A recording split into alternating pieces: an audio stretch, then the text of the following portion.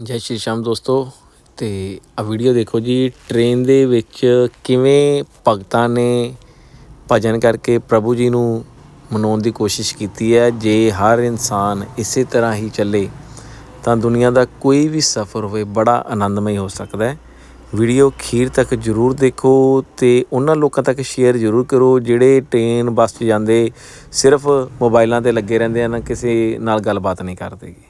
ਤਾਂ ਵੀਡੀਓ ਨੂੰ ਜ਼ਰੂਰ ਐਂਡ ਤੱਕ ਜ਼ਰੂਰ ਦੇਖੋ ਅਤੇ ਕਮੈਂਟ ਵਿੱਚ ਜੈ ਸ਼੍ਰੀ ਰਾਮ ਲਿਖਣਾ ਨਾ ਭੁੱਲਣਾ। ਧੰਨਵਾਦ।